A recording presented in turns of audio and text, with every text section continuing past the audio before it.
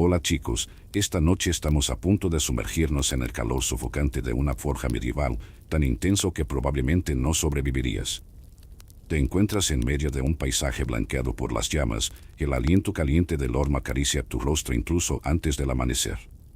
Así que antes de instalarte, tómate un momento para darle me gusta al video y suscribirte, pero solo si realmente te gusta lo que hago aquí. Cuéntanos dónde estás y qué hora es en tu ciudad ahora mismo.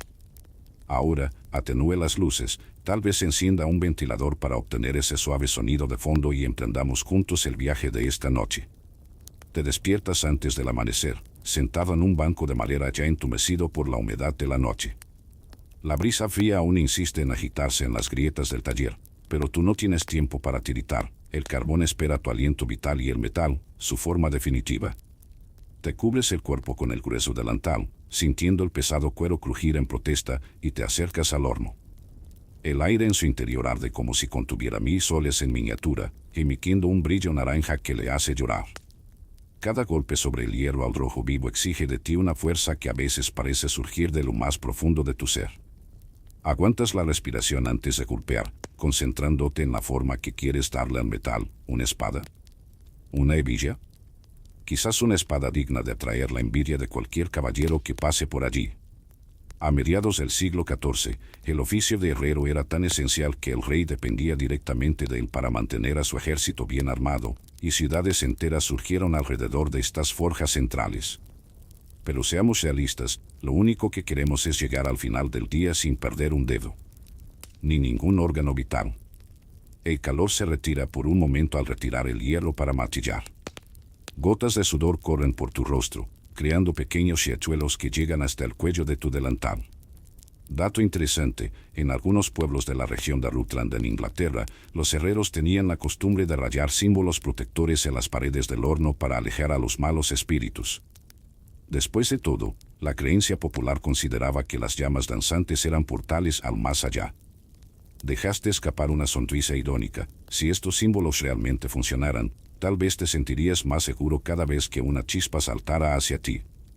Levantas el martillo de nuevo, sintiendo que el peso y el swing se sincronizan con tu ritmo cardíaco. Martillar metal hirviendo no es solo fuerza bruta, es casi una danza ritual, donde cada paso en falso puede costar caro. Los historiadores aún debaten si la temperatura ideal de la forja estaba controlada principalmente por el tipo de carbón utilizado o por la intensidad del soplado manual.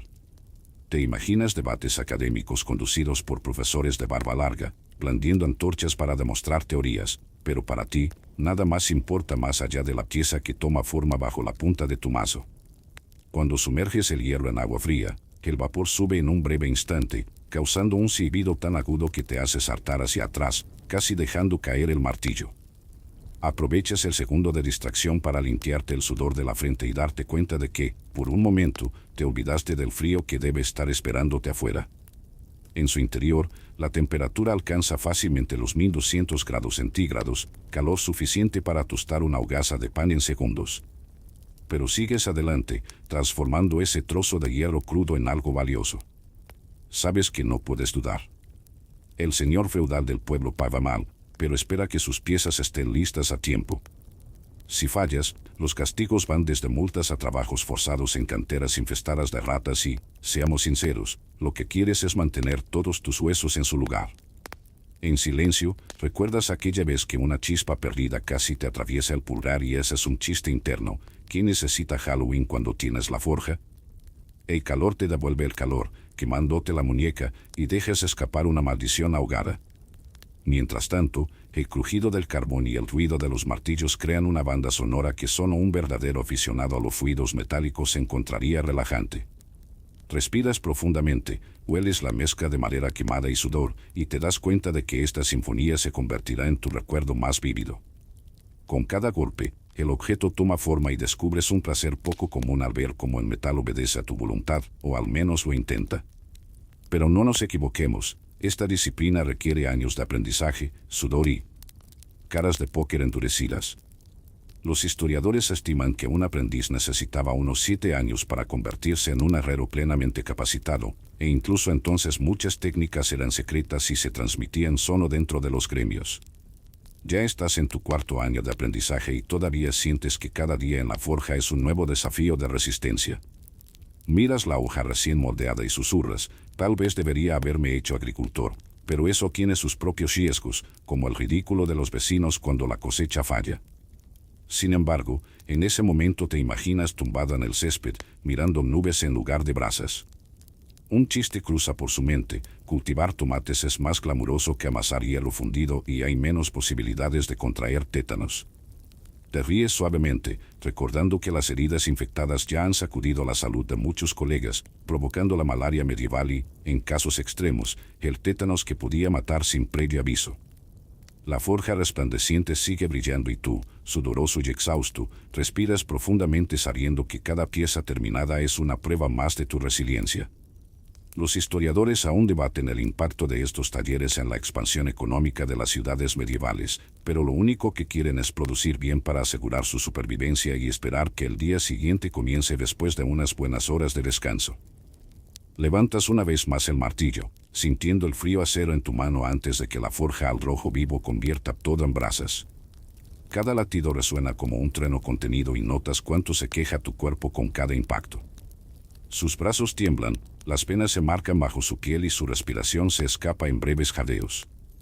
El hierro, hosco, resiste, retorciéndose bajo el golpe, y tú sonríes amargamente: si quisiera algo tan terco, me habría casado con una mula. El sudor corre a chorros por su espalda, goteando bajo su grueso delantal, hasta que gotea sobre sus zapatos cubiertos de hollín. Sientes un calor que sube desde las plantas de tus pies, como si pequeños volcanes estuvieran a punto de entrar en erupción debajo de ti. Con cada golpe del martillo saltan chispas que estallan como fuegos artificiales en un festival extraño. Por un segundo, la metralla luminosa dibuja arabescos en el aire, recordándonos que el hierro, bajo sus golpes, es al mismo tiempo arte y demostración de fuerza bruta. En el siglo XII, las grandes catedrales góticas dependían de herreros para crear las cerchas y los herrajes que sostenían las vidrieras gigantes, garantizando que la luz celestial iluminara las naves sagradas. Es curioso pensar que algo tan esencial para la grandeza de los templos proviniera de manos callosas y corazones cansados. Pero no estás construyendo una catedral.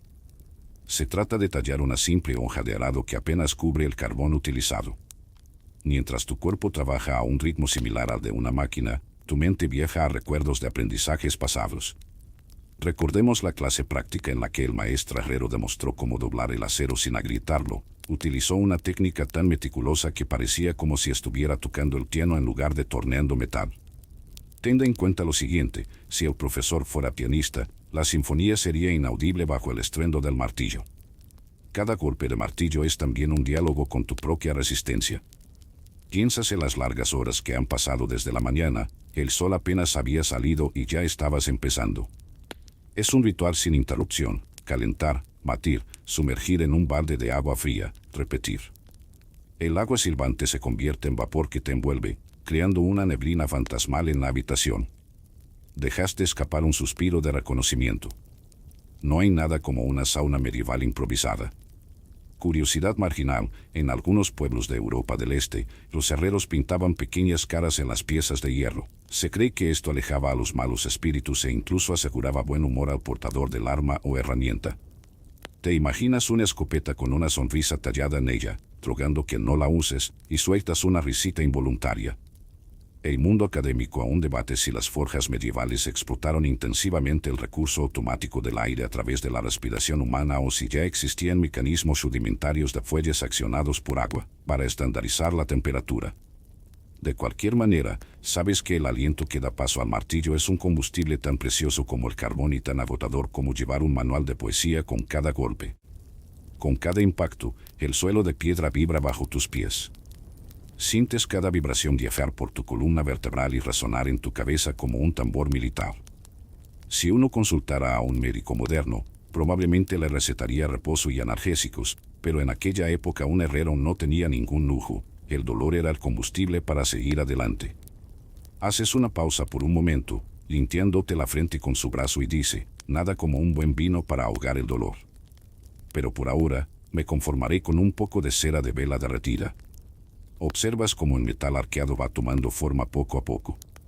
La tensión en tus brazos se alivia cuando te das cuenta de que la pieza es casi perfecta. Un último martilleo, un ligero golpe y encaja como debe.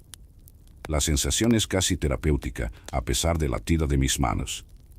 Es el tipo de placer sucio que solo aquellos que han domesticado una barra de hierro pueden entender. El maestro sonríe con la comisura de los labios al ver su obra terminada y comenta, bromeando, que el verdadero herrero es aquel que hace llorar al hierro y escuchar al polvo. Dejas escapar una risa cansada y respondes, si el hierro llora, ¿imaginas mi columna al final del día? Una broma más para aliviar la tensión.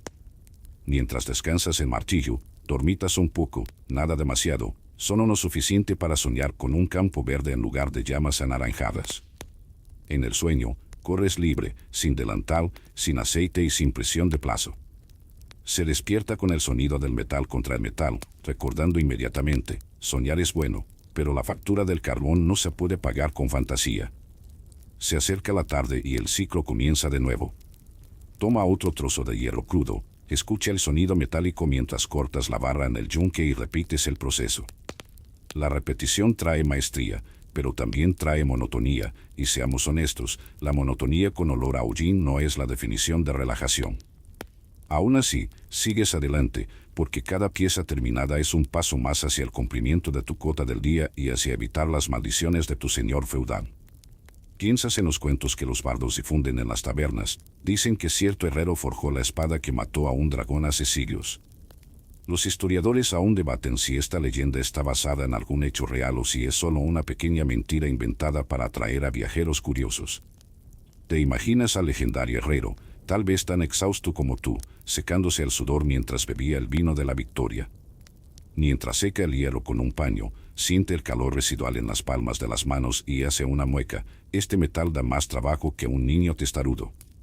Finalmente colocas la pieza en el soporte y miras hacia el estrecho pasillo del taller, pensando en el resto que aún queda lejos.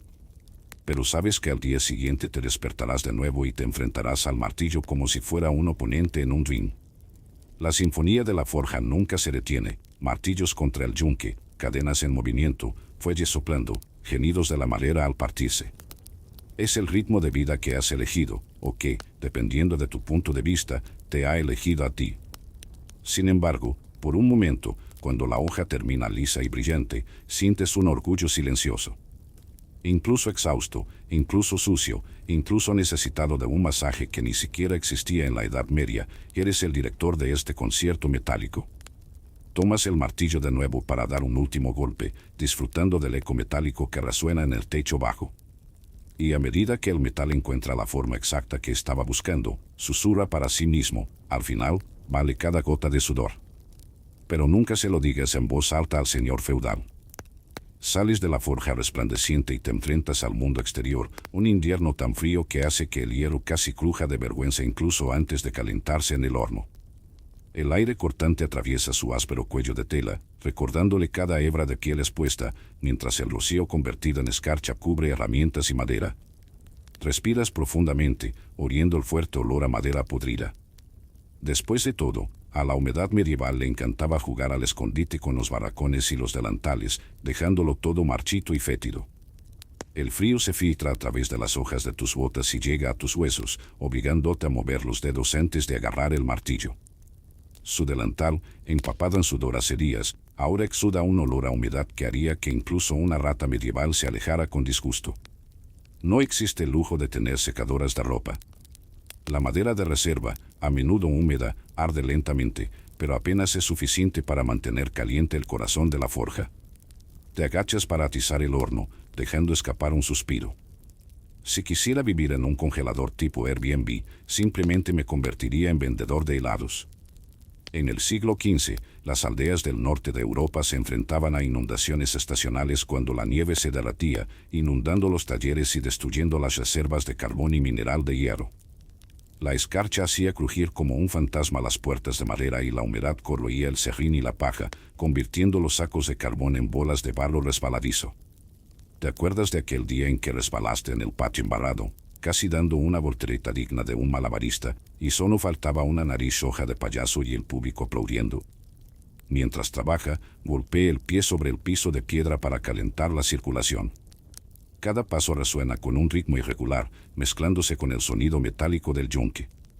La atmósfera húmeda provoca nieblas que se arrastran alrededor de tus tobillos y te encuentras murmurando, en lo más alto de la lista de cosas que no pedí, niebla interior gratuita. El vapor caliente de una ducha rápida en una olla improvisada brinda un alivio momentáneo, pero pronto desaparece, alojándote nuevamente al abrazo helado de la temporada.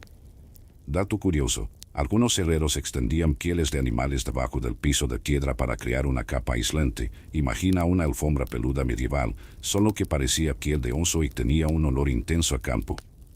Probaste esto una vez y descubriste que la capa improvisada realmente ayudaba, a menos que un ratón hambriento decidiera organizar un festín de medianoche en tu alfombra. Los historiadores aún debaten si la llamada pequeña edad de hielo comenzó en el siglo XIV o XV y si fue el resultado de erupciones volcánicas, cambios solares o el simple hecho de que nadie tenía calefacción central. Te ríes de la idea del calor global en ese momento. Era. Su mayor desafío fue mantener un rincón lo suficientemente cálido para no convertirse en un cubo de hielo humano. Mientras lleva un gran lingote de hielo, siente al mismo tiempo el peso y el frío cortante. La sensación es mitad culturismo forzado, mitad prueba de resistencia al frío. Aprietas el lingote e intentas bromear, no hay nada como una mancuerna de hierro a menos 5 grados centígrados para ejercitarte y congelarte el cerebro al mismo tiempo. El martillo golpea, golpea, golpea, y las chispas, tan calientes, parpadean en el aire helado como luciérnagas en una fiesta de Nochebuena. El viento helado susurra a través de las grietas en la pared del taller, produciendo un sonido como las risitas de niños jugando a las escondidas. Te imaginas fantasmas medievales burlándose de los malolientes herreros, pero rápidamente te concentras en mantener firme el martillo. Con cada bocanada de aire frío, tu aliento forma nubes que desaparecen rápidamente, como promesas de pedidos que nunca llegan a tiempo. Dato curioso, en la Inglaterra medieval, los herreros creían que dejar caer grasa de tocino sobre varillas de hierro antes de martillar ayudaba a lubricar el metal y reducir el agrietamiento, y también dejaba en la forja un característico aroma a barbacoa. Lo probaste una vez y, efectivamente, el olor era tentador.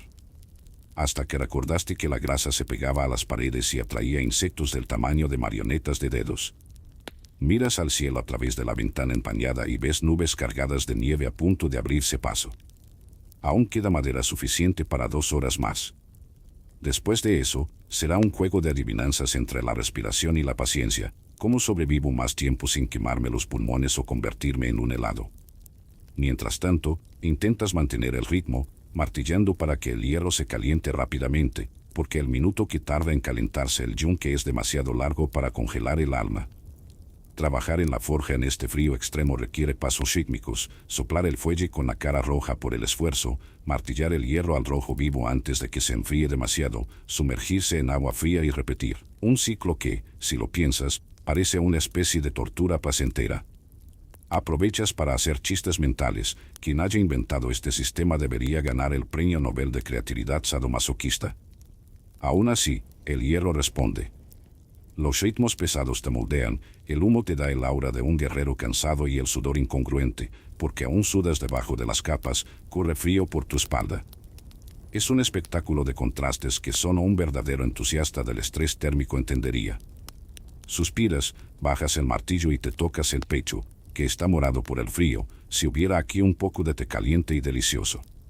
De hecho, el té era un artículo de lujo importado, tan caro como el oro, y la bebida más caliente que se podía conseguir provenía de raíces locales servidas en un caldero oxidado.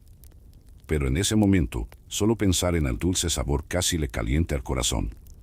El día termina, la nieve cae lentamente y la forja, en contraste, brilla como un faro de resistencia humana. Reúnes tus herramientas, las golpeas suavemente para desalojar el hielo y haces un último chiste. Es como tirar hielo seco por el inodoro, siempre es una sorpresa. Sales del taller con el cuerpo entumecido y el espíritu henchido de orgullo.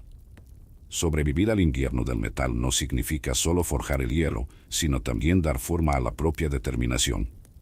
Los historiadores reconocen que la capacidad de mantener una forja en funcionamiento en condiciones climáticas extremas impulsó el crecimiento de las ciudades en el norte medieval.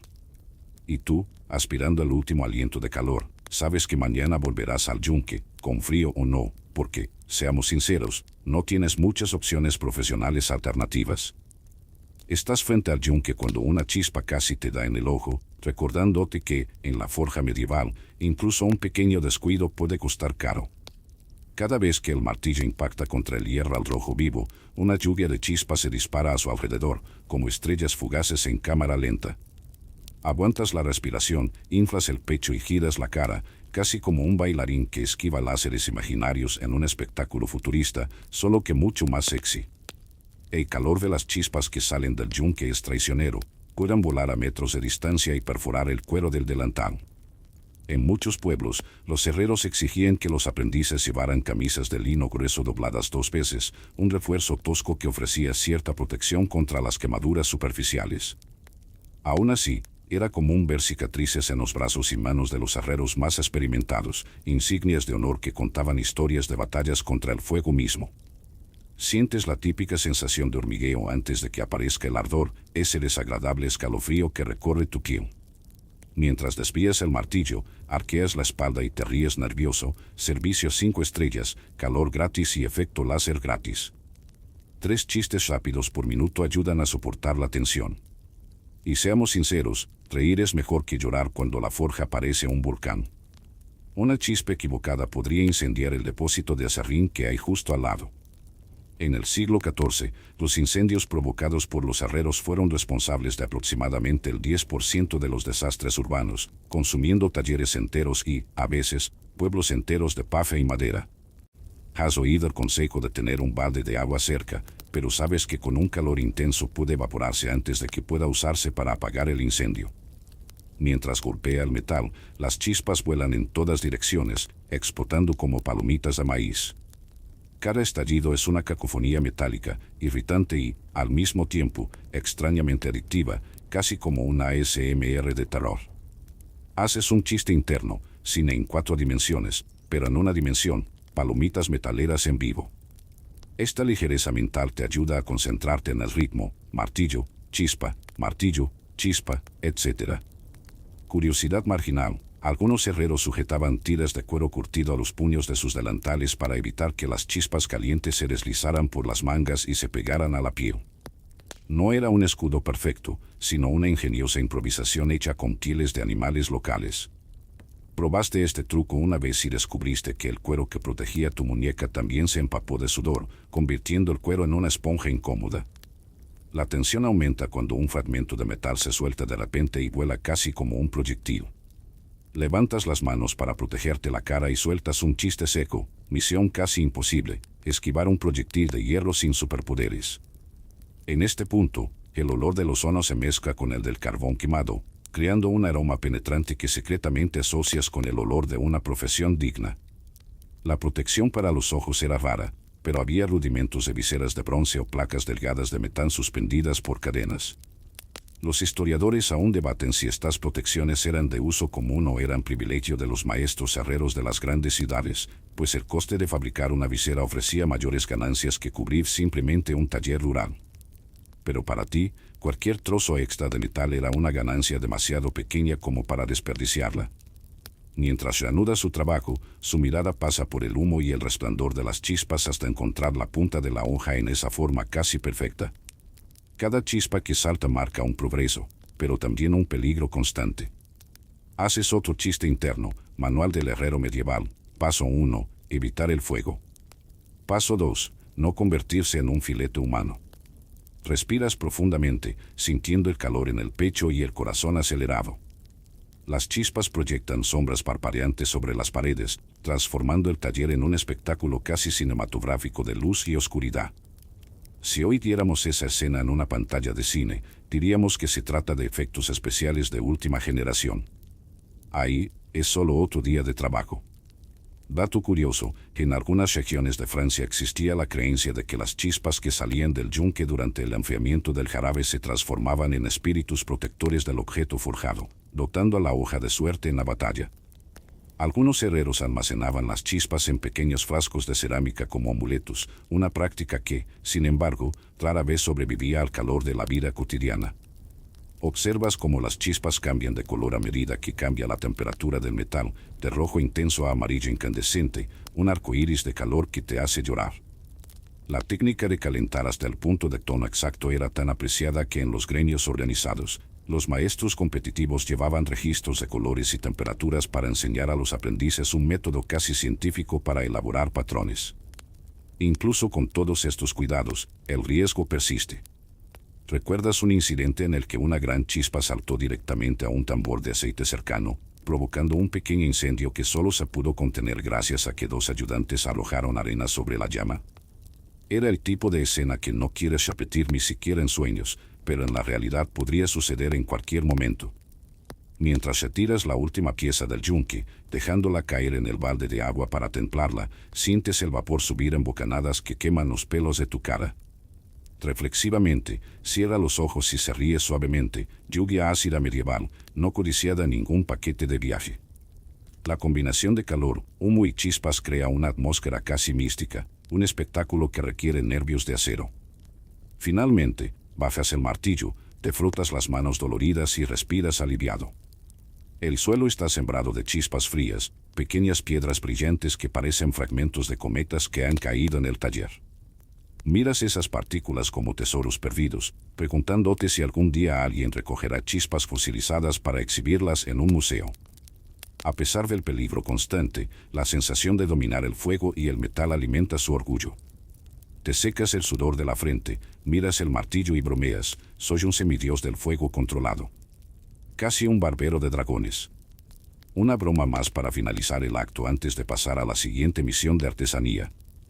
Miras fijamente el hacha desgastada que reposa sobre el yunque improvisado, cuyas hojas aún tienen rebabas y escamas que parecen los dientes de un tiburón hambriento.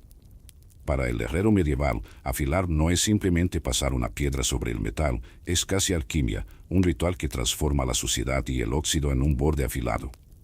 Colocas la hoja sobre la piedra de afilar, inclinándola con precisión de barbero, y comienzas a deslizar el metal en un movimiento casi hipnótico, adelante y atrás, en un ritmo tan repetitivo que hace que tu mente viaje a ritmos de tambores tribales.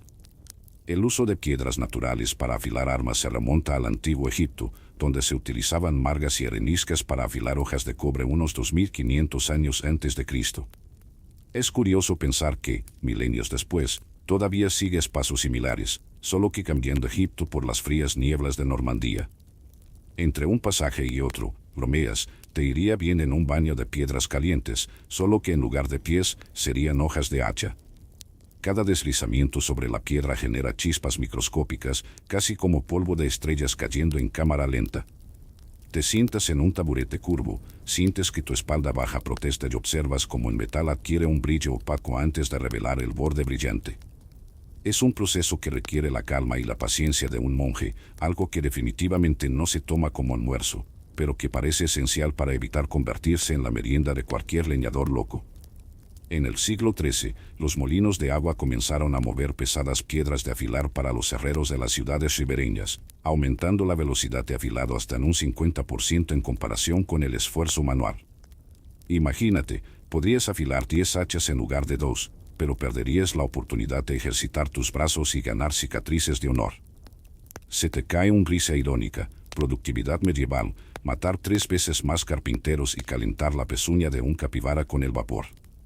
Mientras tanto, tu toque en la hoja es la diferencia entre una hebilla elegante y un hacha que tritura troncos como papel. Ajusta el ángulo a unos 25 grados, lo que te da el borde ideal para cortes diagonales.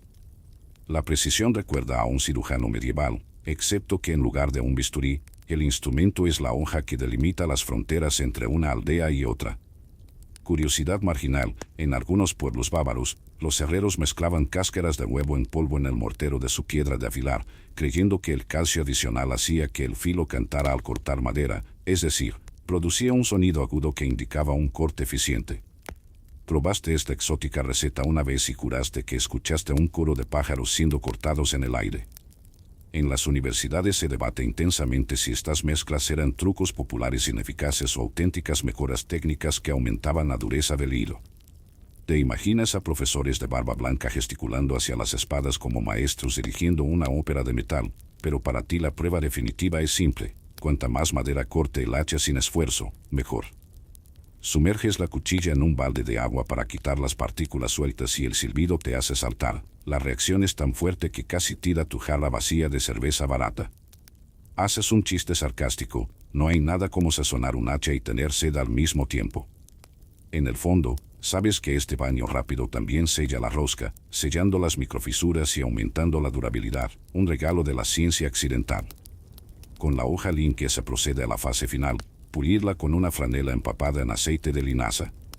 La baja fricción y el aceite crean un barniz protector que brilla como plata recién pulida bajo la luz de las antorchas. Pasas el paño con movimientos circulares, sintiendo su textura sedosa, y bromeas, si esta cuchilla fuera un par de zapatos, necesitaría crema y un cepillo cada mañana. Sin embargo, no es solo un lujo estético, el aceite evita que la humedad forme óxido antes de su uso, especialmente en climas húmedos como el que vives.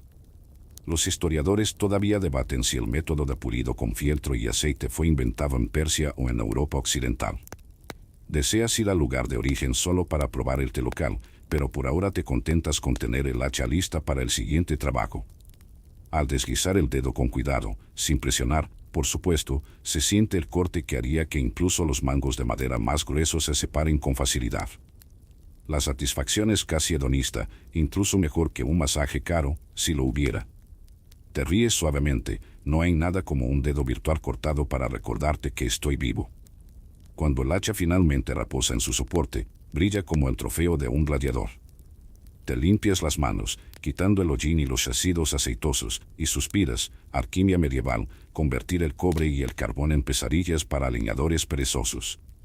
La sinfonía del afilado resuena en el taller, el deslizamiento constante sobre la piedra, el silbido del agua, el susurro del paño aceitoso. Cada sonido es un recordatorio de que, al final, el herrero y el metal son socios en un ballet rústico de creación y destrucción. Cierras los ojos un momento, respiras profundamente y recuerdas, allá atrás, en aquel horno, casi perdiste el pulgar, pero ahora, con el hacha impecable, sientes el poder de domar no solo el fuego, sino también el hierro mismo. Examinas tus manos callosas antes de sumergirlas en el balde de agua fría, notando pequeñas grietas y cortes que se han convertido en compañeros inseparables desde la primera semana de aprendizaje. Cada grieta es una invitación a los gérmenes medievales. Después de todo, el tétanos y la malaria no respetan los días festivos, y una infección puede suponer meses de fiebre, delirio y, en casos graves, el cierre prematuro del embudo de la forja. Respiras profundamente y haces un chiste interno. ¿Quién necesita un reality show sobre enfermedades cuando tienes una fragua? Mientras retiras con cuidado el limpiador de heridas, una pasta de vino tinto infusionada con hierbas locales que se dice tienen propiedades antisépticas, hueles la frescura picante del romero y el tomillo, mezclada con la acidez del vino barato.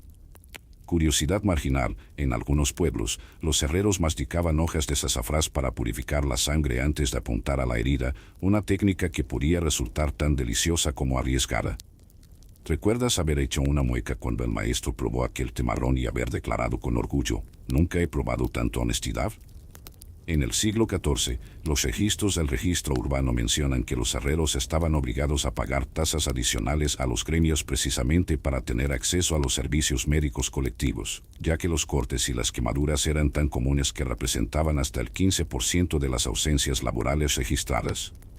¿Recuerdas el último recibo sellado que diste? Parecía más una nota de deuda que una autorización para un tratamiento, y sonríes con amargura, seguro médico medieval, pinchar, sangrar y esperar que cierre.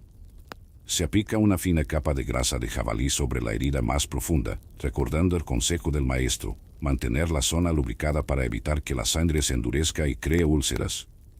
Este truco, según la tradición popular, aceleraba la curación, pero podía atraer moscas hambrientas que, si no se controlaban, se convertirían en gruesas rebanadas de proteína voladora. Los historiadores aún debaten si este método era verdaderamente efectivo o simplemente folclore barato para distraer a los herreros de un dolor más intenso. Suspiras, tecnología médica medieval, probada en humanos y aprobada por médicos que prefieren montar a caballo que tratar pacientes. El calor de la forja ayuda a secar el vendaje improvisado, pero debes volver a trabajar antes de que el señor feudal note tu retraso. Cada golpe de martillo hace crujir el vendaje contra tu puño y debes ajustar tu mano para mantener el dolor en la periferia de la conciencia. El zumbido de los mosquitos, un invitado habitual en las heridas abiertas, es casi un ASMR molesto. BZZ, bienvenidos al spa medieval de Sangrías. 3 chistes por minuto mantienen tu espíritu intacto, garantizando que el sonido ensordecedor del martillo no sea el único que resuene en tu mente. ¿Recuerdas la vez que un ayudante, desesperado por cerrar un corte en su pulgar, envolvió el dedo con virutas de madera, una técnica barata que funcionó hasta que el vendaje absorbió demasiado calor y desprendió un humo tenue? Bromeas, el fuego en el dedo fue una ventaja del combo de herrero. Aún así, evitar infecciones era una cuestión de vida o muerte, y usted seguía picando semillas de lino molidas al vendaje, creyendo en el poder pegajoso de los aceites naturales.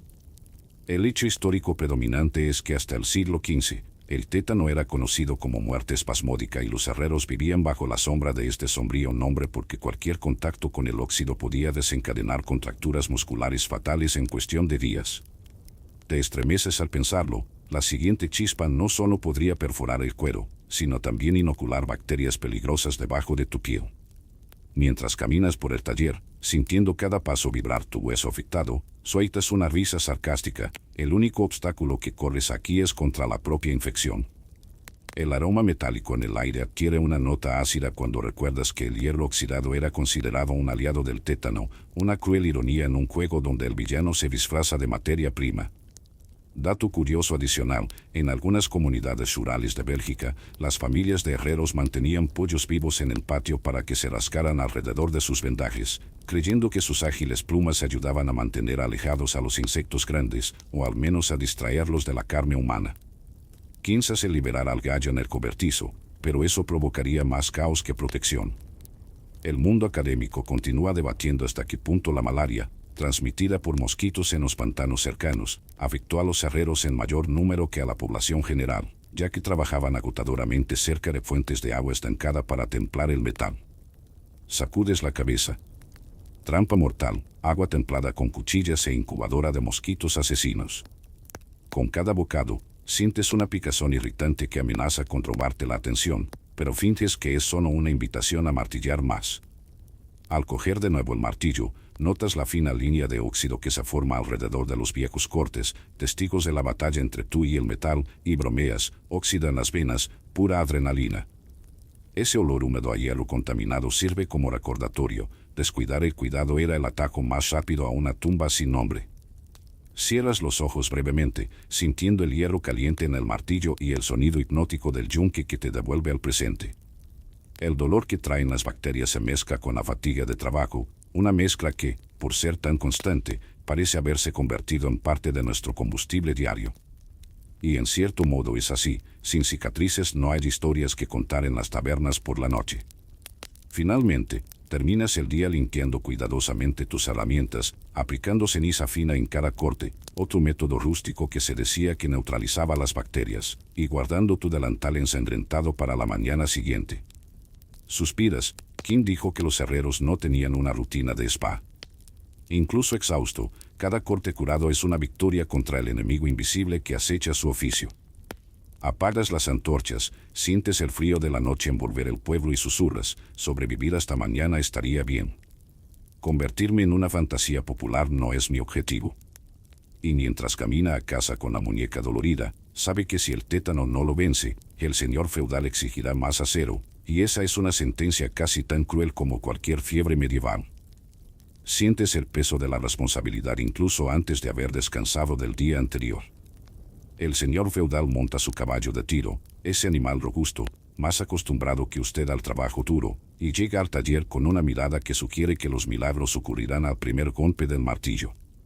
Cada vez que suspira, te das cuenta de la enormidad de la fecha límite. Necesito 50 herraduras para el amanecer, y seamos sinceros, ni siquiera Beyoncé responde tan rápido a los mensajes de los fans. La presión empieza por la mañana, antes del desayuno. El recepcionista de la casa ya ha difundido rumores de que si llegas tarde recibirás una multa. El escribe su nombre con una línea marcada. El guardia observa la puerta, observando sus movimientos con la paciencia de un gato a punto de saltar.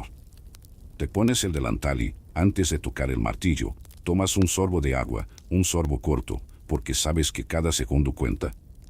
En el siglo XIII, los registros de suministros de la corte muestran que los señores feudales castigaban la tardanza no solo con multas en moneda, sino también con sentencias de trabajos extra en los páramos, áreas inhóspitas donde el viento y la lluvia eran dos de los pocos visitantes amigables. Suspiras al recordar aquella primitiva hoja de cálculo de obligaciones, carabateada en un pergamino, que indicaba que 3 horas de retraso equivalen a 2 días extra en la cantera.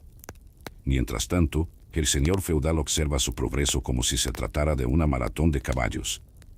Él niega con la cabeza, hace una mueca y tú haces lo posible por mantener la calma. Está bien, mi señor, si era fácil, te llamaban al panadero. El chiste interno ayuda a mantener el humor, porque reír es mejor que llorar mientras todo el feudo espera tus creaciones. Ya sabes que no hay lugar para el error. Cada pieza mal hecha puede ser rechazada y deducida directamente de tu sueldo, y las deducciones directas a la Edad Media no implican hojas de cálculo de Excel, implican porras y miradas de desaprobación. Con cada espada retorcida, con cada espada deformada, imaginas a todo el feudo murmurando, ladrón del tiempo. Curiosidad marginal, en algunas regiones de Francia, existía la costumbre de enviar un grupo de mensajeros para cobrar a los herreros que llegaban tarde, y utilizaban tambores para anunciar la estación horaria, un ritmo que resonaba por todo el pueblo y garantizaba que nadie se relajara demasiado pronto. Juras que escuchaste esos tambores una vez y, por un segundo, pensaste que era una invitación a una fiesta. Hasta que viste que era una petición de herraduras. La tensión aumenta a medida que se actualiza el informe final. Faltan 70 herraduras para el atardecer de mañana y ni siquiera has terminado las 50 de hoy. Sientes que el corazón se te acelera y haces un chiste sarcástico, objetivo flexible medieval, doblarse solo en el cuello. Aún así, no puede permitirse el lujo de vacilar. El feudo sobrevive gracias a su capacidad para mantener bien herrados los caballos para misiones de guerra o transportes de grano. El debate académico gira en torno a cuánto poder tenía realmente un señor feudal para imponer términos punitivos sin pasar por un consejo de nobles. Algunos académicos sostienen que existían tribunales regionales, mientras que otros sostienen que la voluntad del señor era ley absoluta en la aldea. Te imaginas a eruditos vestidos con togas discutiendo leyes medievales en un claro de robles, ignorando el charco de barro cercano, pero para ti, la ley está registrada en el sonido metálico de un sello de lacre al cerrarse. Sostienes el martillo y entras en un ritmo frenético, martillo, yunque, fuelle, repite. Cada ritmo parece un metrónomo apresurado que nos recuerda que el tiempo es la moneda más valiosa del feudo. Su sudor goteando sobre el hierro caliente produce ruidos agudos, como si el metal protestara, deja de apresurarte, loco. Sonríes torpemente y respondes mentalmente, silencio, amigo, tengo una horda de caballos esperando. A lo lejos, oye el crujido de las puertas de la torre y sabe que el señor realizará otra inspección en unos momentos. Haces un último chiste, registra en hotel feudal, cortesía del retraso. Luego concéntrese en el flujo de trabajo, dividiendo mentalmente las tareas en partes, como si fuera un gerente de producción del siglo XXI. Dato histórico dominante, en los grandes feudos ingleses del siglo XIV, la producción de herramientas y artículos de metal representaba hasta el 30% de los ingresos locales, lo que hacía de la eficiencia de los herreros un factor crítico para la economía regional. Te imaginas informes aburridos sobre balances de producción, pero prefieres el calor de la forja a los números en pergamino. Aún así, la velocidad no puede comprometer la calidad. Las hojas torcidas significan reelaboración y desafortunadamente, la reelaboración es un aliado directo de la furia feudal. Repiensas el corte, miras la pieza y haces un chiste rápido, hierro express, llega rápido y sal con vida. El yunque devuelve el sonido de cada golpe de martillo, reforzando tu concentración. ¿Recuerdas el día en que entregaste 100 pernos de escudo antes del amanecer, un récord de taller, y recibiste una extraña sonrisa del señor feudal? Fue como ganar un trofeo olímpico, solo que sin medalla, sin gloria y sin aplausos. Es cierto que el pavo extra fue una jarra de hidromiel barata, pero esa noche dormiste orgulloso. Ahora, con la nueva fecha límite, ese triunfo parece lejano, pero utilizas la memoria como combustible. Si correr fuera arte, yo sería Miguel Ángel de metal. Es más fácil interiorizar este chiste que afrontar la mirada de impaciencia que regresa con cada visita al feudo. Mientras trabaja, incorpora estrategias organizativas, separa las piezas terminadas en pilas, anota mentalmente la secuencia de formas y cronometra cada lote con la precisión de un estudioso de las estrellas. o de un herrero desesperado. Miras el reloj de sol improvisado en la pared y bromeas, un reloj roto también da la hora, ¿no? Suena el fuelle, tintinea el yunque, murmura el feudo. Terminas el último juego de herraduras, les das un último golpe de martillo para asegurarte de que encajan perfectamente y las sumerges todas en agua para sazonarlas. El silbido resuena como señal del final del turno, al menos por hoy. El señor feudal regresa, mide un montón de herraduras y examina cada curva, cada forma, cada rincón. Aguantas la respiración, será aprobación o castigo. Él hace un gesto lento, casi dramático, digno de un video musical y dice, buen trabajo. Por hoy. Dejaste escapar un suspiro que pareció recorrer todo el pueblo, dejando escapar una broma silenciosa, misión cumplida, capitán feudal. El alivio invade tu cuerpo, pero ya lo sabes, mañana habrá un nuevo desafío. Abres la sólida puerta de madera y entras en la habitación sofocante donde los maestros se reúnen en semicírculo, cada uno envolviendo el orgullo del gremio en miradas de quienes defienden el honor con clavos y martillos. La atmósfera es misteriosa, las antorchas parpadean en las paredes húmedas, proyectando sombras danzantes sobre pancartas desgastadas que sostienen martillos cruzados. Sientes el peso del ritual incluso antes de ocupar tu lugar, como si cada centímetro cúbico de aire estuviera cargado de promesas y secretos. La lealtad a la hermandad trae beneficios reales, precios justos para el carbón, acceso a clientes nobles y protección frente a competidores oportunistas. Ya probaste esta seguridad cuando, una mañana helada, un almacén de hierro rival amenazó con cortar tu suministro, pero un simple sello de gremio proporcionó una carta de crédito para mantener el carbón encendido en tu forja. Fue casi tan satisfactorio como ver a un ayudante tropezar con su propio delantal y mojar su yunque de vergüenza. Pero nada es gratis. Cada mes pagas tu parte de la tarifa, calculada sobre la producción total de espadas, herraduras y pernos de escudo. Si te retrasas en un pago, tu nombre se susurra por los pasillos, y se rumorea que solo el silencio del olvido en el destierro puede doler más que una quemadura de carbón. Has vivido la experiencia de un pago tardío, 3 monedas de plata menos y una conferencia pública que hizo temblar de vergüenza incluso a las telarañas del taller. El pago anual para el ascenso de aprendiz a compañero era casi una prueba de manejo de deudas. Uno ahorraba durante semanas, dispuesto a trabajar bajo la lluvia para ganar los denarios necesarios. Cuando finalmente presentó su pergamino sellado, fue recibido con una palmadita en la espalda y un bienvenido al club que sonó más como buena suerte, la vas a necesitar. Aún así, valió cada centavo. El título de compañero le permitía negociar contratos en pueblos vecinos y, créanme, pagó varias comidas de pan mohoso. Curiosidad marginal, en algunas regiones de Europa del Este, existía la costumbre de beber un sorbo de hidromiel bendito mientras se juraba lealtad al gremio, como si la bebida infundiera coraje y alejara a los malos espíritus, aunque uno pensaría que el único espíritu que necesitaba alejarse era su reflejo borracho en el barril. El ritual tomó tanto tiempo que la última vez que participaste, casi te perdiste el momento del martilleo y solo te diste cuenta cuando el yunque empezó a calentarse sin ti. Este sentimiento de hermandad también está rodeado de códigos secretos, contraseñas intercambiadas en las puertas de los talleres, carteles discretos pegados a las barandillas y entradas ocultas tras estantes llenos de fardos de carbón. ¿Alguna vez te has sentido como un agente secreto medieval, apretando el puño contra el pecho para transmitir la señal acordada y casi dando la bienvenida a una rata de alcantarilla pensando que era un maestro disfrazado? Pero no todo es un juego de hermandad. Los historiadores aún debaten si los gremios realmente estimularon el avance de las técnicas de trabajo del metal o si, por el contrario, encerraron el oficio en tradiciones rígidas que retrasaron la innovación durante siglos. Mientras algunos sostienen que la estandarización de las herramientas aumentó la calidad de la producción, otros sostienen que la carga de impuestos y rituales sofocó a los inventores prometedores. Dentro del salón, se notan las miradas de compañeros mayores, que guardan secretos de aleación de metal bajo llave. Algunos pasan como mentores silenciosos, otros susurran teorías sobre especias refrescantes que harían cantar incluso al acero más tosco. Has intentado sacarle alguna de estas fórmulas a una conversación informal, pero siempre te han recibido con una sonrisa enigmática, paquete premium, amigo mío, billetera abultada, mente abierta. Es broma, incluso intentaste ofrecer un pollo para incluirlo en la cuota anual, pero la oferta fue rechazada entre risas ahogadas y con la recomendación de llevar algo que valiera tanto como un barril de cerveza. Desde entonces, has aprendido que cuando se trata de negociar en el gremio, nada supera las monedas brillantes y las promesas de entrega rápida. La hermandad también impone una censura sutil. Si cuestionas demasiado los métodos tradicionales, corres el riesgo de ganarte la mirada maestra, esa mirada gélida que levanta una ceja y te provoca escalofríos.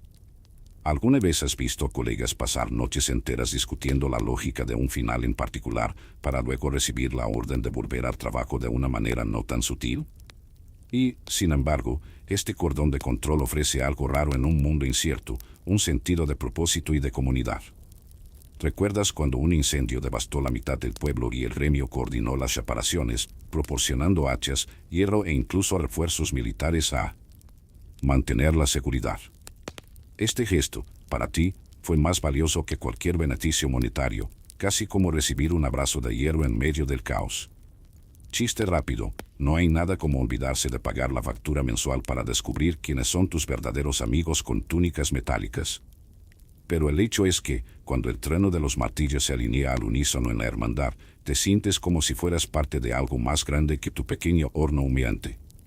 Y al final de esa jornada ritualista, al salir de la habitación con tu nuevo sello de compañero reconocido, respiras hondo y bromeas con tu propio eco, bienvenido a la unión del ruido y el hollín, donde la jubilación es un misterio tan grande como los secretos de la liga perfecta. Miras la pila de mineral de hierro en la esquina de la forja y sientes el peso de cada piedra incluso antes de recogerla. No es solo el esfuerzo físico de moverlas, sino el coste que cada pieza lleva consigo, tributos al señor feudal, cuotas gremiales, transporte hasta su taller. El precio real de cada puñado de hierro se contaba en sudor, monedas y, a veces, en concesiones de lealtad. Ajustas las asas de la gran bolsa de cuero que lleva las piedras y haces una broma. ¿Quién hubiera pensado que el hierro tendría un valor sentimental tan alto? Los precios del mineral variaban según la cosecha estacional y las chutas comerciales. En años de malas cosechas de carbón, que, recordemos, alimenta el horno, el hierro se volvió aún más caro, porque los mineros no tenían forma de purificarlo adecuadamente. Históricamente, los registros de mediados del siglo XIII muestran que en ciertas semanas el precio del mineral aumentaba hasta un 40% cuando las fuertes lluvias bloqueaban los caminos para carruajes.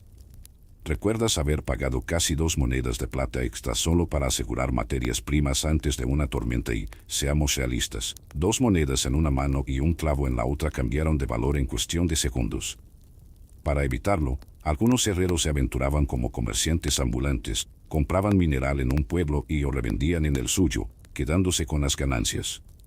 Ya has hecho esta prueba una vez, arrastrando sacos de hierro por senderos fangosos, evitando bandidos y salteadores de caminos en goblins, y terminaste con una muñeca adolorida, un saco roto y casi ninguna ganancia. Chiste interno, negocio minero medieval, 0 ganancias, 100% aventura. Curiosidad marginal, en las regiones montañosas de Europa Central, existía la costumbre de que los herreros intercambiaran minerales por cerveza artesanal en la taberna local. Era la moneda de piedra y malta que mantenía la economía circular de los pequeños pueblos. Estuvo a punto de aceptar este trato, pero se echó atrás cuando se dio cuenta de que transportar barriles sobre una estructura de carga era tan pesado como el propio mineral. Mientras tanto, los comerciantes profesionales, llamados comerciantes rotados, viajaban en caravanas protegidas por guardias armados para transportar hierro y carbón en grandes cantidades. Estos comerciantes podían negociar mejores precios y garantizar la entrega incluso en tiempos de guerra, pero cobraban una comisión que solo un varón rico estaría dispuesto a pagar. ¿Te imaginas debates acalorados sobre porcentajes de ganancias, cueros cabelludos arrancados con ira y, al final, un contrato firmado con pluma de ganso sobre pergamino, un espectáculo secundario en comparación con tu trabajo en el yunque? Sin embargo, no siempre fue posible evitar la escasez. En los momentos de mayor demanda, cuando los ejércitos marchaban o los castillos iniciaban renovaciones, el mineral simplemente desaparecía del mercado. En 1291, durante la construcción de las murallas de Conde, Gales, el herrero jefe pagó el equivalente a casi la mitad de su producción mensual solo para mantener a los herreros abastecidos, ya que el rey exigía que las murallas se erigieran sin demora. ¿Te imaginas trabajar bajo este estrés? La auténtica herrería, ¿paga caro o salta la valla? Persiste el debate académico sobre hasta qué punto estas fluctuaciones de precios influyeron en la migración de herreros entre reinos medievales.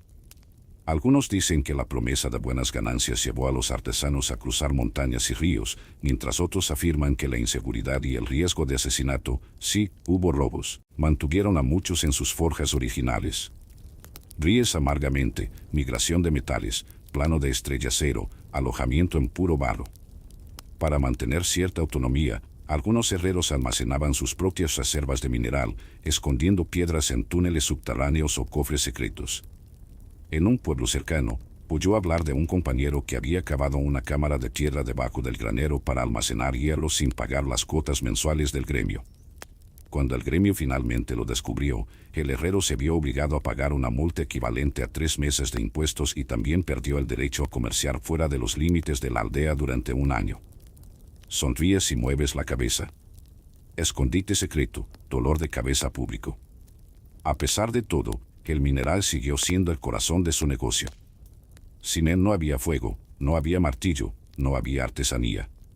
Cada bloque de hierro representaba una promesa de crear algo que excediera el peso de la materia prima en sí, un clip de cinturón personalizado, una cuchilla que cortaría madera en segundos, una herradura que sostendría a los caballos en viajes épicos. La responsabilidad y el costo estaban mezclados en cada pulgada cúbica de hierro. Levantas el último bloque del día, y antes de colocarlo en el horno, haces un último chiste, el verdadero oro negro del mundo antiguo. Solo que más frío al tacto. Las llamas te dan la bienvenida y respiras el calor que, aunque doloroso, aún presta elocuencia al oficio. Abres la puerta chirriante de la forja en el silencio del crepúsculo y sientes de inmediato el frío de la oscuridad colándose en los rincones polvorientos. Las sombras bailan al ritmo tenue de la antorcha y, por un instante, juras que oyes alas que tiemblan en el aire, murciélagos, por supuesto, los visitantes nocturnos más constantes de este templo de metal. Cierras los ojos y escuchas el eco lejano de las gotas de agua que caen del techo de madera podrida, cada pin se repite como un metrónomo macabro. En muchos pueblos medievales, los herreros colgaban herraduras en forma invertida sobre el umbral de su taller para alejar a las brujas y el mal de ojo. Se creía que la U de hierro creaba un depósito de buena suerte y mantenía a las fuerzas del mal fuera del establecimiento. Haces una mueca al recordar tu propio amuleto de chatarra, una herradura torcida unida por un clavo torcido, que, a pesar de todo, sigue ahí, crujiendo cada vez que la madera se contrae con el frío. Bajo la luz parpadeante, recorres con la vista las paredes cubiertas de símbolos hallados, toscos pentagramas, cruces de hierro, inscripciones apenas legibles en latín popular. Curiosidad marginal, en algunas regiones de Alsacia, los herreros hallaban el acrónimo APX sobre el horno, abreviatura de Anima Protexa Christi, creyendo que esas 3 letras protegían el alma de las llamas incontroladas y los incendios traicioneros. Tocas con el pulgar una de esas líneas, sientes el relieve irregular en el cuero del delantal y murmuras, protección selectiva, ¿pero funcionará contra las chispas? Al volver a encender el fuelle, el silbido del aire que entra en el horno suena como un suspiro sobrenatural. Los historiadores aún debaten si estas supersticiones fueron en realidad creadas por los propios artesanos para controlar su miedo a lo desconocido, o si fueron impuestas por las autoridades eclesiásticas que intentaban mantener la artesanía dentro de los parámetros divinos. Uno se imagina a bufones vestidos con togas agitando pergaminos serios y debatiendo si un rasguño en la pared valía tanto como una oración sincera. El olor del hierro recalentado se mezcla con el aroma agridulce de la cerveza vieja dejada fermentar en un rincón oscuro. Te acercas al yunque y, antes de golpear, notas un murciélago escondido en el hueco de una viga. Sus orejas giran mientras capta cada vibración metálica. Algunos colegas creen que estos murciélagos son mensajeros de espíritus antiguos, protectores de la llama eterna, pero usted duda que alguno de ellos pague alquiler por quedarse allí. En el siglo XV, registros de monasterios cercanos mencionan que los conventos enviaban monjes cantores a las herrerías para exorcizar supuestos demonios de chispa con himnos sagrados. Sonríes al recordar la última vez que un coro cantó desafinado dentro del taller. Las voces resonaron tan fuerte que ayudaron a dispersar brasas calientes contra la pared opuesta, creando un pequeño cráter de hollín. Exorcismo fallido, decoración gratuita, bromeaste entonces. Mientras tanto, el golpeteo de su martillo contra el yunque parece atraer todo tipo de ruidos nocturnos, crujidos de tablas, el kick de la goma de unos zapatos pesados, susurros indefinibles que pueden ser simplemente el viento. ¿O no? Dato curioso, en ciertos pueblos del norte de Europa, Los herreros llevaban un frasco con residuos de agua bendita dejados por los sacerdotes después de los bautismos. Consideraban que este líquido era un repelente para los malos espíritus y rociaban gotas de él sobre la superficie. En los rincones oscuros antes de comenzar el turno de noche.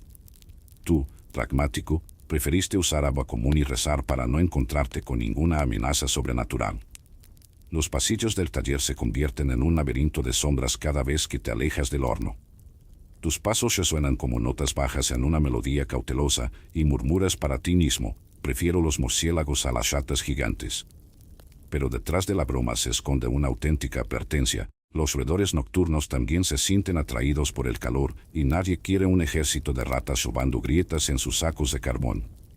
El debate académico se centra en hasta qué punto estas prácticas supersticiosas influyeron en las técnicas de trabajo reales, si los símbolos hallados tenían un valor práctico, como recordatorios de seguridad, o eran puro teatro para calmar los nervios antes de noches de vigilancia incesante. Sacudes la cabeza y regresas al fuelle, pensando que si los dibujos toscos evitaran los accidentes, ahora habría crucifijos pintados en el martillo. Con cada explosión, el horno ruge más fuerte, iluminando las marcas en el suelo y revelando una mancha oscura, tal vez sangre seca de un antiguo error. Lo inspeccionas con atención y bromeas: este debe haber sido el escenario de un reality show de fracasos. Luego, limpia el martillo con el paño aceitado y esté atento a cualquier movimiento sospechoso. Los murciélagos, a su vez, parecen sentir curiosidad por ti. Uno de ellos flota cerca de tu cabeza y bromeas en silencio: calavera en miniatura, visita Bit. La criatura insiste en flotar, como si quisiera comprender el propósito de ese ruido metálico. Cuentan las historias locales que un herrero llamaba a esta especie guardián de las brasas, creyendo que el vuelo de los murciélagos indicaba la temperatura correcta de la forja. Vuelves a coger el martillo y lo golpeas suavemente, produciendo un sonido más agudo que llama la atención del bate. El pequeño animal gira batiendo sus alas y tú aprovechas para observar cómo la luz se refleja en sus membranas translúcidas. Es amor volador, piensas, analizando cada suave ritmo y movimiento coreografiado. De repente, un fuerte estruendo resuena desde el depósito de carbón, probablemente un trozo de madera vieja cediendo bajo el peso. Haces una pausa, levantas el martillo y susurras: si fuera un fantasma, bienvenido al espectáculo del metal. En respuesta, sonó un silencio desgarrador, que hace que tu corazón lata un poco más rápido. Antes de sumergir el metal en el cubo de agua para templarlo, se toca el símbolo protector grabado en el borde del yunque, un simple círculo con 3 puntos en su interior que, según la tradición local, impedía que las chispas traicioneras llegaran a los ojos. Curiosidad adicional: en Turingia, se creía que la combinación de un círculo y 3 puntos imitaba las constelaciones protectoras vistas en el cielo nocturno, creando un vínculo místico entre el herrero y las estrellas. Te ríes suavemente, preguntándote cuántos de tus compañeros de clase realmente entendieron la referencia astronómica. Mientras el vapor sube al ritmo de las chispas restantes, recuerdas limpiar tu delantal, ya que volverás antes del amanecer mañana. Entre sombras y bricolaje supersticioso, encuentras un consuelo poco común: la certeza de que, incluso en la oscuridad, hay un ritual, una coreografía de creencias y funciones, que te mantiene en control del caos metálico. Y si alguna entidad nocturna decide ponerlo a prueba, sabrá exactamente dónde colocar 2 golpes de martillo para llamar la atención del murciélago guardián. Dejas el martillo a un lado por un momento y miras las herramientas alineadas sobre la mesa: cinceles, punzones, martillos de cabeza plana y, en el centro, un juego de limas finas que brillan a la luz parpadeante de la linterna. En la actualidad, su enfoque se centra en la metalurgia, el trabajo de dar forma a láminas delgadas de metal para convertirlas en contenedores, tuberías y láminas, un arte tan antiguo como misterioso. Tomas una de estas limas, pasas los dedos sobre el mango de madera y sientes las llanuras, un recordatorio táctil de que cada herramienta guarda generaciones de secretos. En los manuscritos del siglo XIII hay descripciones detalladas de hojalateros que producían calderos y tuberías de agua para baños termales en ciudades medievales. Estas piezas debían ser moldeadas con precisión para evitar fugas, lo que requería una técnica refinada y mucha paciencia. Es sorprendente pensar que, antes de estos registros, nadie sabe con certeza si ya existía un oficio organizado de hojalatería o si se trataba simplemente de herreros que adaptaban sus técnicas. Los historiadores aún debaten si la hojalatería surgió como una rama de la herrería o como un oficio completamente separado. Sostienes la lámina de metal que se transformará en un generoso embudo para descargar el agua de la cisterna y notas su grosor, lo suficientemente fino para doblarse, pero lo suficientemente fuerte para no rasgarse cuando se oxida. Mientras calientas el metal sobre brasas, sientes como el calor se irradia a través de los huesos de tus dedos, como un abrazo ardiente. A continuación, retira la placa al rojo vivo y colócala sobre el yunque curvo, agitando suavemente el martillo de doblado ligero. Cada golpe es calculado, casi rítmico, y se nota el sonido hueco del metal cediendo bajo el peso, un ASMR bañado por el sol que helaría el corazón de cualquier persona distraída. Dato curioso, en algunos pueblos del norte de Italia, los hojalateros medievales se añadían miles de hollín de huesos quemados a aleaciones de estaño y cobre al hacer soldaduras, creyendo que los restos de animales daban a las uniones una resistencia adicional. La teoría es extraña, pero estaba tan extendida que cualquiera que se atreviera a cuestionarla era llamado hereje por los maestros experimentados. Te preguntas si ese parche realmente duraría más bajo la lluvia, o si simplemente olería peor cuando el metal se ensuciara.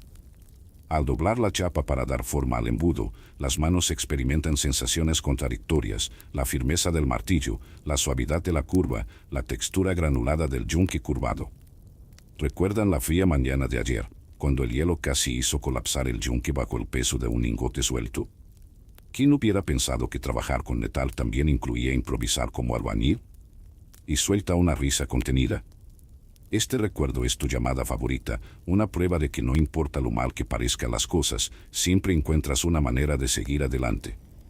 En el corazón del taller de carrocería, el conocimiento técnico no proviene solo del acero y del fuego, sino de fórmulas de medición, ángulos de 45 grados para ajustar los pliegues sin deformar la chapa, el volumen exacto de estaño para cubrir las soldaduras y evitar grietas y la presión ideal del martillo de doblar para no estirar demasiado el metal. Estos patrones fueron documentados en los gremios de hojalateros del norte de Europa desde la década de 1290 en adelante, pero algunos sostienen que ya existían prácticas similares en el siglo XI, transmitidas de forma oral en talleres familiares. Respiras profundamente y reanudas tu trabajo, notando el aroma del metal caliente mezclado con el olor del cebo de cordero untado en las ruedas de fuelle, un lubricante rústico que facilita el soplado y da una nota agridulce al ambiente. Con cada respiración, el fuego crepita y pequeñas chispas saltan como luciérnagas que huyen de una alfombra de hierba alta. El calor late en tu pecho, casi coincidiendo con el ritmo de tu corazón. Dato histórico mayoritario, se sabe que, en 1271, la ciudad de París reguló a los hojalateros junto con los orfebres, estableciendo pesos mínimos para las láminas de metal utilizadas en palanganas y calderos, una norma pionera que garantizaba la uniformidad y protegía al consumidor de productos frágiles. Estas regulaciones fueron escritas en rollos de pergamino que aún hoy son estudiados por investigadores de historia económica. Te detienes y examinas el recorte de metal que ya empieza a tomar la forma de un gran embudo, con bordes simétricos y una superficie lisa. El trabajo de limar imperfecciones requiere la paciencia de un monje. Cada pasada de la lima elimina mellas casi imperceptibles, revelando un brillo pulido debajo del hollín. En ese momento haces una broma silenciosa. ¿Quién hubiera pensado que relajarse sería como trabajar a cámara lenta con una lima? El mundo académico aún debate si las técnicas de hojalatería se desarrollaron independientemente en diferentes regiones o si hubo un único punto de difusión, quizás vinculado a las rutas de peregrinación que cruzaban a Europa. Algunos estudiosos señalan evidencias de migraciones de artesanos entre Castilla y Flandes, mientras que otros creen que el oficio surgió simultáneamente en diferentes centros urbanos, como resultado de la necesidad común de transportar agua y almacenar alimentos. Dejas el martillo y coges un cepillo de crin para limpiar las limaduras sobrantes, sintiendo el suave roce de las cerdas contra la chapa casi terminada. El sonido recuerda al susurro de la seda, un curioso contraste con la dureza del metal. Otro chiste, no hay nada como un peinado recogido para el metal gris. Finalmente, llega el momento de unir las piezas, se calientan nuevamente los bordes, se aplica brevemente un hilo de soldadura a base de estaño y se gira el fuelle con un vigor moderado. El metal se funde en una fusión melodiosa, un sonido que raya en un suspiro, mientras se sella la soldadura con ligeros golpes de un martillo de oro, una técnica precisa que, si se exagera, podría romper la unión. Cuando el embudo esté listo, sumérgelo con cuidado en agua fría. Un breve silbido, seguido de delicadas nubes de vapor que suavizan tus ojos, casi acariciando tus párpados. La pieza emerge sin grietas, mostrando contornos perfectos. Tocas la superficie y sientes el frío húmedo, una caricia que confirma el éxito de la obra. Suspiras con satisfacción y haces el último chiste del día. No todos los héroes llevan capa, algunos llevan delantales y martillos para controlar el flujo de agua. En ese momento sabes que, seas artesano o herrero, el poder de presenciar la transformación del metal sigue siendo el fuego que alimenta tu coraje. Observas el frenético movimiento del mercado alrededor de la forja, donde los puestos de los mercaderes compiten por el espacio con subastas estruendosas y carruajes que crujen sobre piedras irregulares. Cada balcón de hierro que se vende allí no solo tiene peso, sino también el valor de afectar a una pequeña parte de la economía local. Llevas una pila de cuchillas, herraduras y lingotes pulidos a tu puesto improvisado, colocas las mercancías en la mesa de madera y suspiras, mercados medievales, donde hasta el hierro se anuncia. Los comerciantes gritan ofertas y descuentos, y el olor de las especias se mezcla con el del carbón. A un lado se destaca un montón de granos de pimienta negra en bolsas de lino crudo. Frente a él, las monedas tintinean mientras un comerciante curioso las examina a la luz del sol poniente. Bromeas, no hay nada como el olor a pimienta para acompañar el hollín, la combinación oficial del herrero. En el siglo XIV, ferias anuales como la de Champaña se convirtieron en centros comerciales estratégicos que movilizaban miles de toneladas de metal y otros productos que ayudaron a financiar la construcción de catedrales y fortificaciones. Es en este entorno que ofreces tus piezas a los comerciantes ambulantes, sabiendo que un solo contrato puede garantizar el suministro de carbón durante un mes e incluso aliviar la cantidad de impuestos locales. Curiosidad marginal, en algunos pueblos de Francia, el mercado incluía subastas de sonido, donde los herreros golpeaban sus herramientas entre sí para demostrar la calidad del metal. El precio final no fue influenciado por el aspecto sino por el timbre del sonido. Participaste en ello una vez y juraste haber oído un gong celestial, hasta que descubriste que era solo un carro que pasaba. Mientras negocias, notas las miradas evaluadoras en los rostros de los mercaderes, cada curva de una hoja, cada destello del metal, es inspeccionado con una lupa imaginaria. Te ajustas el delantal, sueltas una breve risa y dices en voz baja, si fuera un desfile de belleza, mandaría al metal a hacer la pasarela. Pero, detrás del humor, sabe que la calidad demostrada genera reputación y la reputación genera contratos futuros. El debate académico sobre las rutas comerciales medievales todavía cuestiona si la red de intercambio impulsó innovaciones tecnológicas en los talleres o si simplemente consolidó prácticas ya establecidas, limitando la dispersión de los secretos de la forja. Piensas en esto mientras cuentas monedas, preguntándote si cada cheque de pago tendrá el poder de conquistar nuevos mercados o si se gastará en pan duro al final del mes. Sostienes una herradura que calza perfectamente y se la muestras a un cliente que busca solidez, la colocas en un clavo, la golpeas 2 veces y observas cómo el eco estructurado reverbera alrededor del cuadrado. El cliente sonríe felizmente y cierra el trato, ofreciendo 3 monedas de oro por 10 piezas, un precio generoso que hace que su corazón se agite de alivio y orgullo. Bromeas en silencio, 3 monedas de oro por cada ritmo melodioso. Al empacar las cerraduras, sientes el tacto áspero de las asas de lino del bolso y el olor terroso del cuero envejecido. Un puñado de monedas cae en la bolsa con un tintineo que suena como música de victoria. Haces un chiste, el dinero encaja bien en el hierro. Y también se agrieta mejor que un banquete noble. Los comerciantes informales, llamados fieles del mercado, circulan entre los puestos ofreciendo créditos y adelantos. Anotan su deuda en un libro de tapadura y, a cambio, garantizan un suministro inmediato de carbón o mineral, cobrando intereses que varían según la temporada. Ya has pedido dinero prestado así antes, en tiempos de necesidad, un 5% de interés mensual parecía hacer que el pan del día siguiente fuera más barato. Con cada entrada en el pergamino, sientes que el peso de la deuda aumenta un poco más. Curiosidad marginal extra, en la Inglaterra medieval, algunos herreros crearon clubes de compra en los que se reunían en grupos de 5 para negociar precios colectivos de materias primas, obteniendo descuentos de hasta el 15% de los mineros locales. Intentaste convencer a 4 colegas para que se sumaran a este plan, pero 2 desistieron cuando se dieron cuenta de que compartir el carbón significaba también compartir la culpa por los atrasos. A la hora de cerrar la caja, cuentas cada moneda con precisión, sintiendo la ligera corteza de cuero del bolso contra tu pulgar. El mercado se va desmoronando poco a poco a medida que las antorchas se apagan. Los vendedores recogen sus puestos y las subastas dan paso al murmullo de la noche. Llevas el pesado saco de vuelta a la forja y te susurras a ti mismo, un viaje de ida y vuelta con oro a cuestas es un entrenamiento hercúleo. Guardas parte de tus ganancias en un cofre cerrado en tu taller, sientes el frío del metal cuando pones la llave en el cerrojo y haces un chiste interno, caja fuerte medieval, se cae si las ratas la invaden. Pero en el fondo sabes que ese pequeño tesoro representa más que monedas, es seguridad, autonomía y la prueba de que tu trabajo vale cada gota de sudor. Finalmente, enciendes una vela para iluminar el camino de regreso a casa, hueles la cera dulce que contrasta con el hollín todavía pegado a tu delantal y reflexionas que, al final, el mercado y los intercambios son más que comercio, son la red que conecta oficios, familias y historias a través del tiempo. Suspiras y haces el último chiste del día, sin mercado, el hierro se convirtió en leyenda. Con él, se convirtió en vida. Te despiertas antes que salga el sol.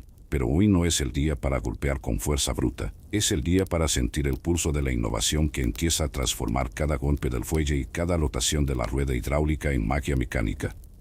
Te acercas al horno y, en lugar de encender el fuelle manual, posicionas la palanca que activa el soplado, que está mediado por un conjunto de palancas y correas.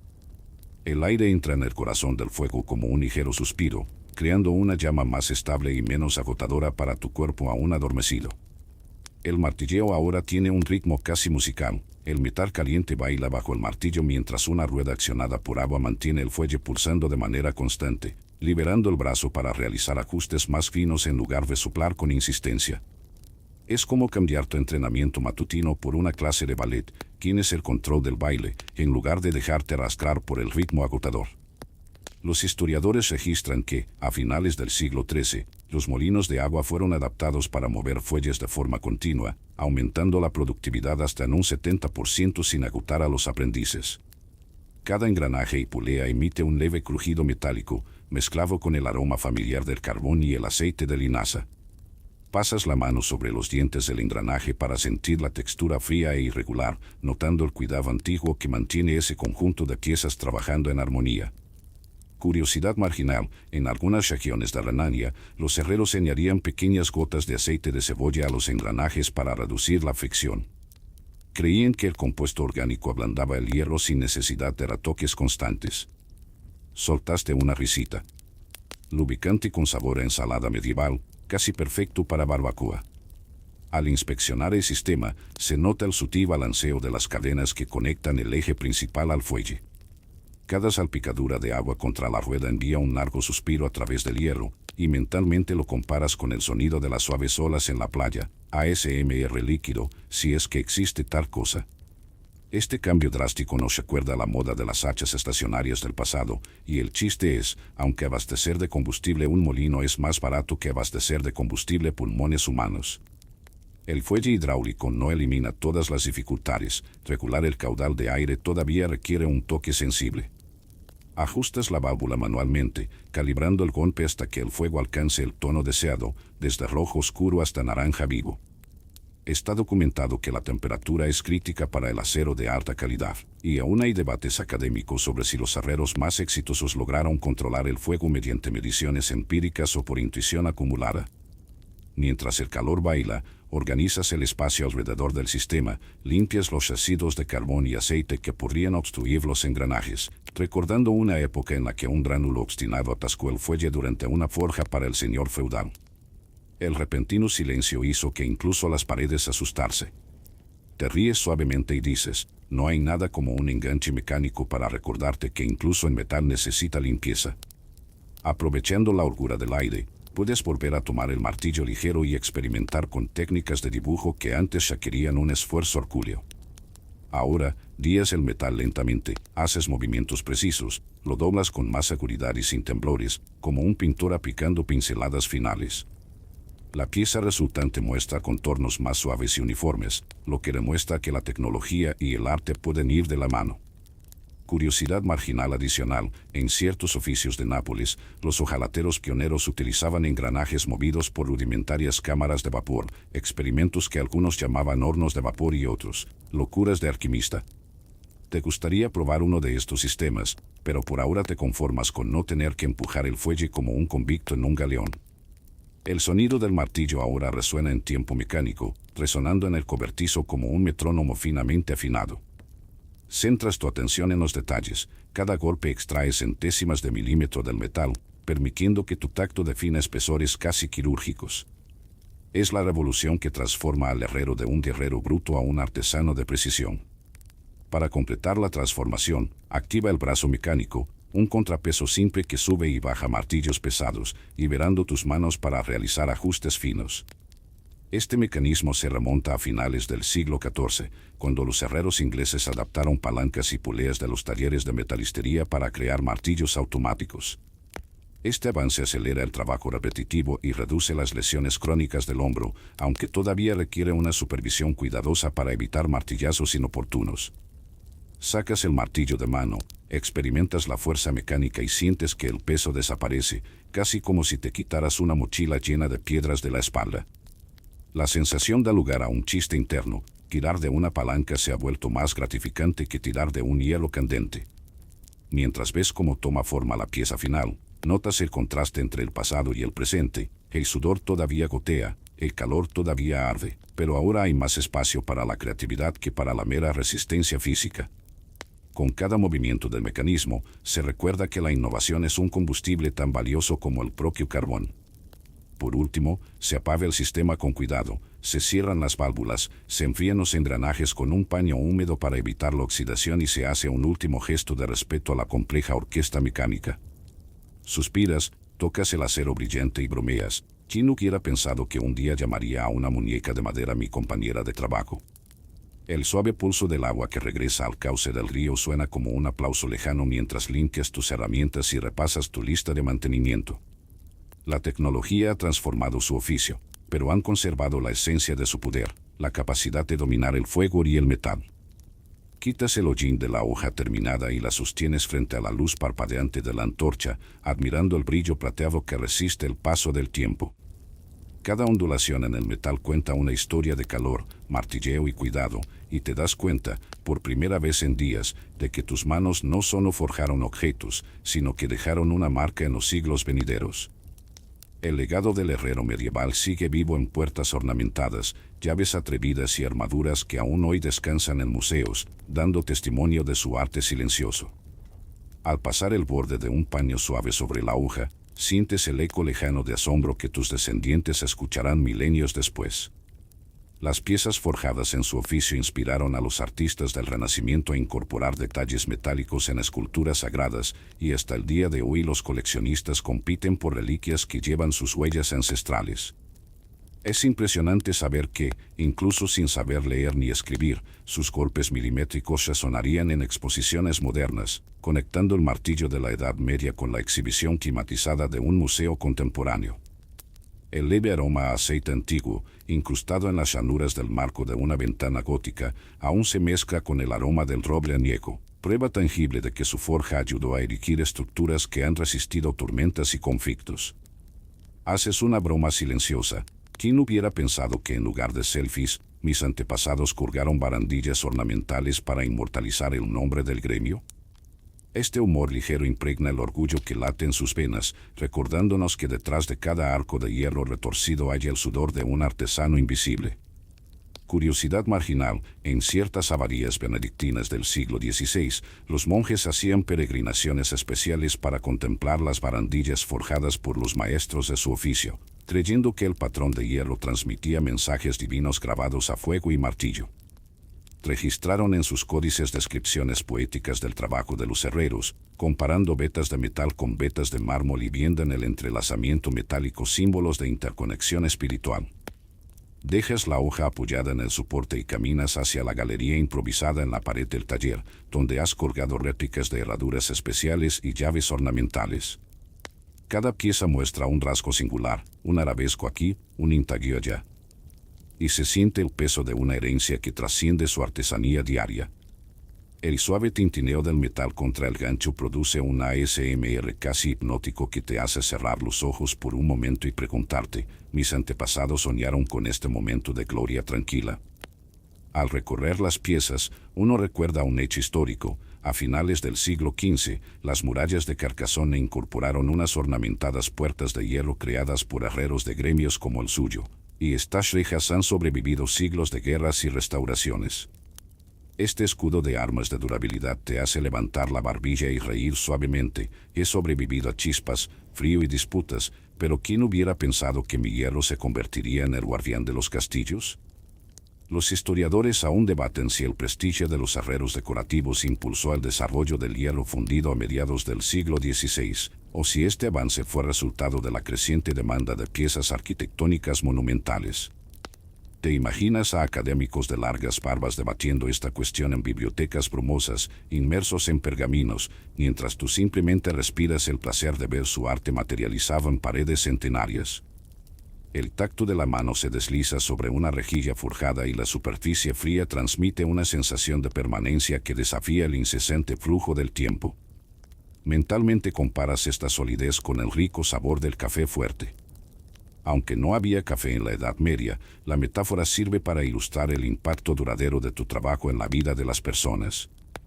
Y, seamos sinceros, reírse de los anacronismos es una de las pocas libertades que le quedan a un artesano sin wifi. Curiosidad marginal adicional, en los pueblos cercanos a Florencia, los escultores renacentistas encargaban a herreros específicos que crearan detalles en las barandillas de los balcones, creyendo que el calor del hierro complementaba la frialdad del mármol y creaba una armonía sensorial entre elementos orgánicos e inorgánicos. Se siente orgulloso de saber que su oficio fue un socio silencioso en la sinfonía artística que definió una era. Mientras limpias tu delantal, reflexiona sobre la responsabilidad de perpetuar las técnicas antiguas, el mismo patrón de forja, transmitido cuidadosamente de maestro a aprendiz durante generaciones, resuena en las llaves que todavía hoy giran en las cerraduras de los castillos renovados. Este ritual de enseñanza garantiza que el hierro no solo sobreviva, sino que continúe contando secretos antiguos en cada pliegue y muesca. El leve crujido de la palanca que abre la gran puerta de hierro pone fin a su contemplación. Inclinas la cabeza, observas las últimas imágenes del crepúsculo reflejadas en el metal y haces una última broma privada. ¿Quién hubiera pensado que mis recuerdos quedarían grabados en barandillas en lugar de fotografías? El espíritu lúdico disuelve cualquier rastro de grandiosidad excesiva y nos recuerda que, al final, es el talento del artesano el que sobrevive, no su ego. Guardas tus herramientas, sintiendo el peso confortable del mazo sobre tu hombro y el aroma terroso del carbón mezclado con aceite de linaza impregnando el aire. Cada objeto colgado en esa pared es un recordatorio de que su oficio, aunque arduo, trasciende su propia existencia y encuentra nueva vida en cada visitante que admira la obra sin conocer al autor. Finalmente, enciendes una última vela, cuyas llamas bailan suavemente contra las filas de barras y llaves. El brillo sutil proyecta sombras que parecen arabescos inacabados y sonríes al darte cuenta de que, incluso cuando tu forja se apague, tu legado metálico seguirá iluminando la imaginación de quienes se crucen en tu camino. Colocas el martillo en el soporte por última vez, sintiendo el eco constante del metal contra el yunque como una despedida silenciosa.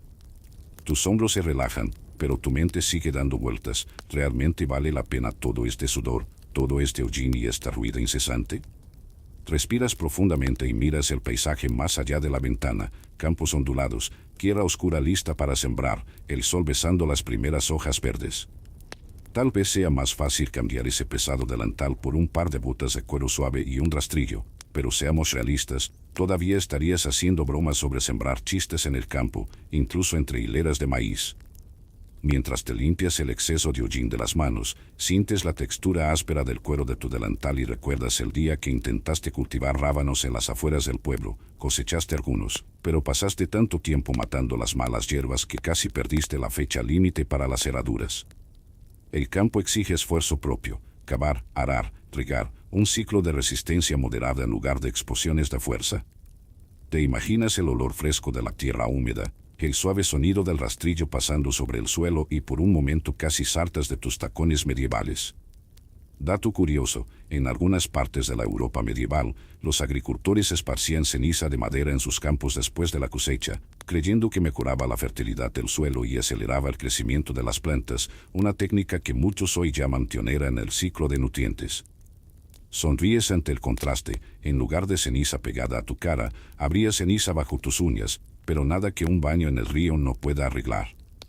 En el siglo XIII, las estadísticas rurales indican que hasta el 80% de la población vivía del cultivo de la tierra y, a pesar de las plagas y las cosechas inciertas, había una seguridad básica, pan en el plato, hierba para el ganado y una rutina marcada por la salida y la puesta del sol, sin grandes sobresaltos por un horno que fallaba o un señor feudal que exigía gloria metálica. Es reconfortante imaginar una jornada laboral que comienza con el canto de un pájaro en lugar del crepitar del carbón. Pero seamos sinceros, el campo no es solo poesía pastoral. Los historiadores aún debaten si la vida agrícola medieval realmente ofrecía más estabilidad económica que los oficios urbanos especializados, ya que las malas cosechas podían devastar a familias enteras y forzar migraciones forzadas. Sacudes la cabeza y respondes mentalmente: prefiero el riesgo del tétano al tifus y el hambre. Las plagas, los impuestos sobre las cosechas, la amenaza de la servidumbre. Todo esto pesa tanto como un martillo de 2 libras. En el campo, sin embargo, hay un ritmo diferente. Sentirías el sol calentándote la cara, la frescura del aire de la mañana, el canto de los grillos al anochecer, sonidos tan suaves que casi rivalizan con el ASMR de soplar el fuelle, pero mucho más lentos, menos agresivos. De repente me vienen a la mente 3 chistes: regar me desorganiza el horario, pero al menos no me quema la piel como la forja, cosechar trigo es como un maratón con pan de recompensa, un suelo duro es mejor que una corona feudal que me endurece la columna. ¿Recuerdas el sueño que tuviste, al final de una noche agotadora, en el que corrías libremente por los prados, sin delantal, sin fuelle, sin prisa, y sientes una punzada de añoranza por ese alivio? Pero, por otro lado, pensemos en las estaciones impredecibles: inundaciones en primavera, sequía en verano, heladas en vísperas de la cosecha. La tierra puede ser generosa, pero puede convertirse en un enemigo en un abrir y cerrar de ojos. Y, sin embargo, la agricultura trajo consigo celebraciones estacionales, festivales de plantación, danzas del fuego, estrenos de la cosecha con tortas de cebada y canciones de acción de gracias. Uno se imagina cantando villancicos con los vecinos, con una copa de hidromiel en la mano, desvelando la alegría al son de laúdes y flautas, una especie de recompensa social que los herreros solo tenían cuando, en raras ocasiones, el señor feudal organizaba un banquete tras una victoria militar. Pero, por supuesto, la vestimenta pastoral trae sus propios vapores: ratas devorando semillas, heno mohoso que causa alergias, interminables rollos de contabilidad para impuestos rurales. Ningún trabajo está libre de dolores de cabeza, es solo el tipo de ruido el que marca la diferencia. Ferraría era un trueno continuo. El campo es un zumbido constante de insectos y el murmullo del viento. Miras fijamente el yunque ahora frío y haces una última broma interna: tal vez plante un chiste en el maíz y coseche risas en el verano. La tierra murmura promesas de una labor más suave, pero la incertidumbre susurra que sin sus hojas y herramientas, la cosecha también se estancaría. Pero cuando apagas el horno y cierras la puerta de hierro, sientes un suave alivio, casi como si hubieras cambiado la pesada armadura por una capa ligera. La visión de los campos exteriores brilla en su mente como una invitación: el artesano puede renacer como agricultor, sin yunque y sin el tedio de las chispas, pero con el sabor crudo de la tierra y el aliento libre del viento. Respiras profundamente, sientes el frío del crepúsculo y susurras: tal vez. Pero hablaremos mañana. El hierro espera, pero la tierra también llama.